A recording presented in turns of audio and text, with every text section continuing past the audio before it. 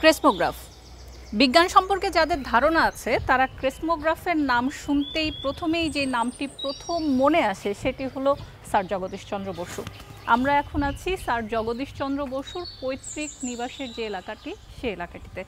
এখানে তার জন্য যে স্মৃতি জাদুঘর করা হয়েছে, বলা হয়ে থাকে অম্বিকা সাহা নামে একজন ব্যক্তি যিনি এই জায়গাটিতে ছিলেন, তিনি আসলে এই স্যার জগদীশচন্দ্র বসুর প্রতিবেশী ছিলেন এবং ৬৬ সালের নাগাদ তারা এই এলাকাটি থেকে চলে যান এবং পরবর্তীতে অম্বিকা সাহার যে বড় পুত্র ছিল সে বড় পুত্রের যে স্ত্রী তিনি সূর্যবালা, সেই সূর্যবালা ৮০ সালের দিকে এই বাড়িটি যখন ছেড়ে চলে যান তখন আসলে স্যার জগদীশচন্দ্র বসুর নামে স্মৃতি জাদুঘর করার জন্য এই বাড়িটি তার যে সম্পত্তি সেটি আসলে রেখে যান।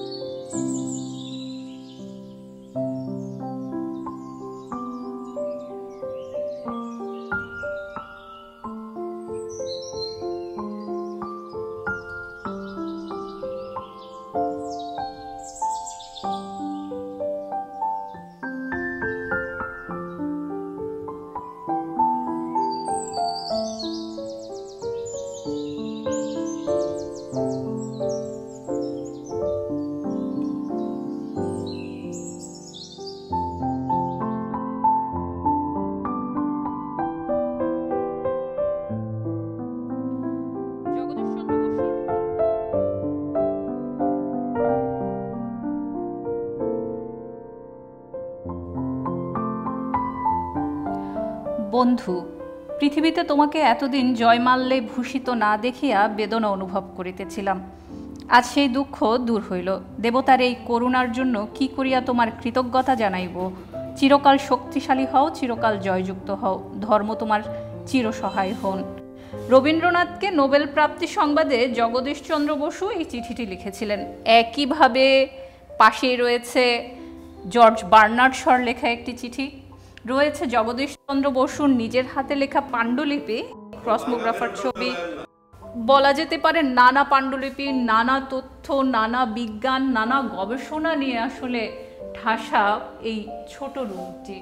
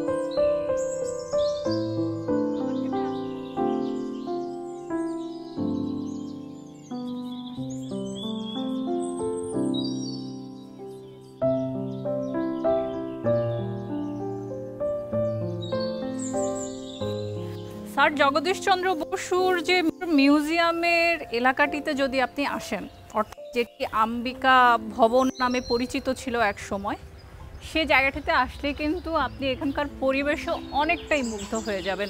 এত নির্মল, এত সবুজ, এবং বাচ্চাদের জন্য খেলার বিভিন্ন মুরাল পর্যন্ত এখানে রয়েছে।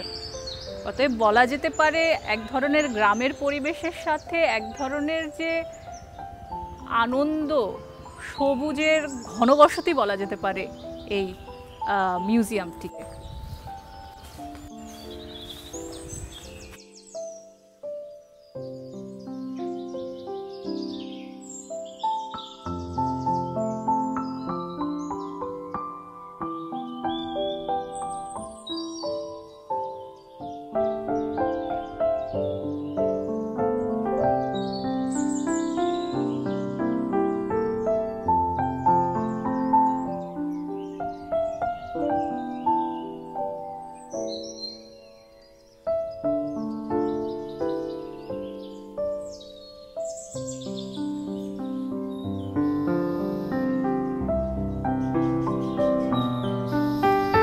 এটি মূলত স্যার জগদীশচন্দ্র বসুর পৈতৃক বাড়ি, যেটিকে ঘিরে করা হয়েছে কলেজ এবং ইনস্টিটিউট। এবং আপনি যদি এই এলাকাটিতে আসতে চান, স্যার জগদীশচন্দ্র বসুর এই ইনস্টিটিউট এবং যে কমপ্লেক্স রয়েছে সে কমপ্লেক্স দেখতে, তাহলে আপনাকে আসতে হবে শ্রীনগর উপজেলার রাড়ীখালে। এবং সেখানে আসতে হলে যদি ঢাকা থেকে রওনা দেন, তাহলে আপনাকে প্রথমে আসতে হবে শ্রীনগর উপজেলায়, এবং সেখান থেকে 7.5 কিলোমিটারের মতো পথ পাড়ি দিলেই আপনি পৌঁছে যাবেন রাড়ীখালে।